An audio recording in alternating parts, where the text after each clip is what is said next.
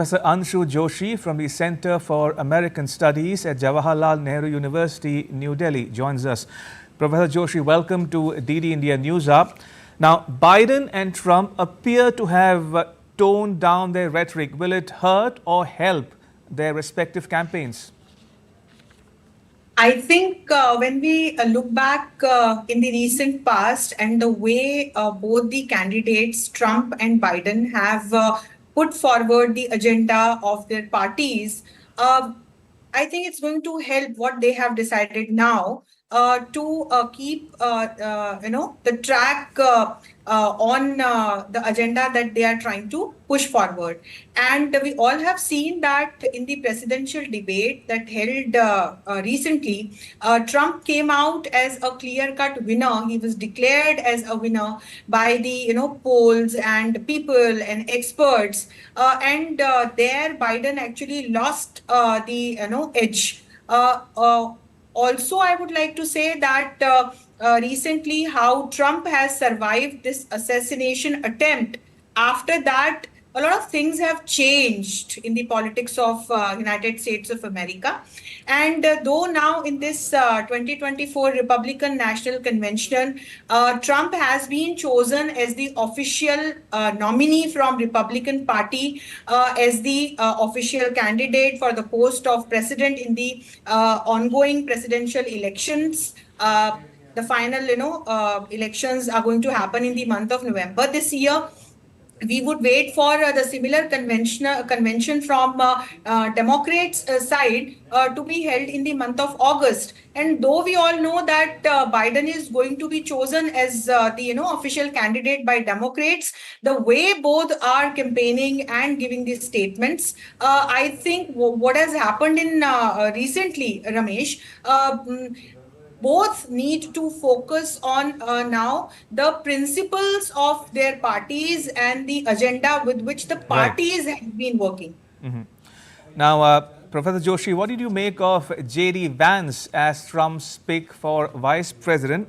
Now, as the Guardian newspaper published from the UK critiqued, and I'm quoting it here, the Republican nominee could have picked a woman or person of color, but opted for what looks like an unapologetic play for even more white male support, unquote. Your thoughts, Professor Joshi? Ramesh, see, he has been clear-cut chosen as the candidate for the post of vice president in the upcoming elections. And he is already a senator from Ohio. He is a venture capitalist. He is a well-known Republican. And there is a clear-cut, there is no set procedure in which, the Republicans choose these candidates, though. Both Trump and Vance have been chosen unanimously by the Republicans who took part in this particular voting held in the National Convention of Republicans happening in Wisconsin. And when we look at J.D. Vance, apart from these kind of comments or, the grounds on which he has been vetted, I would say that look at his experience, and if he wins the elections finally, he will be the third youngest vice president in American history after Nixon was chosen in 1952 and Breckinridge was chosen in long back in I think 1856. So he would make a history, and that is why. And then he is also a businessman, as I said that he is a venture capitalist. So there are now two businessmen from Republican side to contest for the election. Absolutely. Let's talk a bit now, if you will, Professor Joshi, about Vance's India connection. Now, would Vance's Indian origin wife be able to rally support of the influential Indian American community?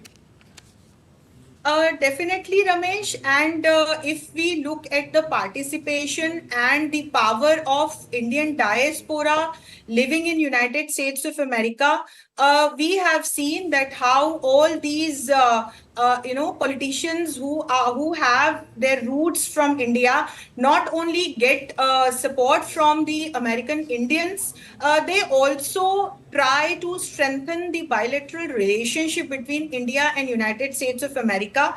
And then Vance is a Republican. He comes from the Republican Party, which then shares its ideology and its goals with the current government from India. So I would say that apart from his popularity among the American Indians in America, he also has fair chances of boosting, of strengthening the ongoing strategic partnership between India and United States of America, as in, he would carry forward the agenda, the goals, the objectives, and the basic principles of his party if at all he is chosen as the next Vice President of America.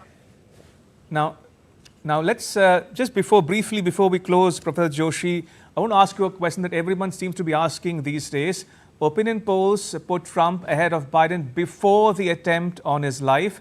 After the assassination attempt on Trump, do you think the 2024 US presidential election has become a one-horse race and that Trump has all but won it? Though it's a tricky question, there are many angles associated with what you have asked, Ramesh.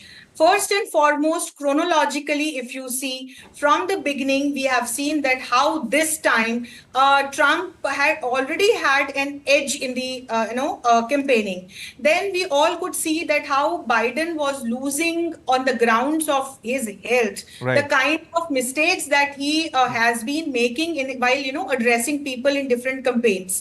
Then when the presidential debate happened, all the polls and expert clear-cut gave their mandate to Trump as the winner of this presidential debate. And after, if this debate, if something was left because of this recent assassination attempt on Trump, right. Not only he has got this I would not say sympathy, but a positive attention from the people of United States of America. The elections now clearly could be seen in favor of Trump, and that is what the experts are also speculating, that we all know that Biden would be declared as the final nominee from the side of Democrats. And that is why experts are speculating that Trump is going to make the history and he is going to be chosen as the next president of United States of America. All right, Professor Joshi, thank you for joining us and sharing your thoughts and insights with our viewers at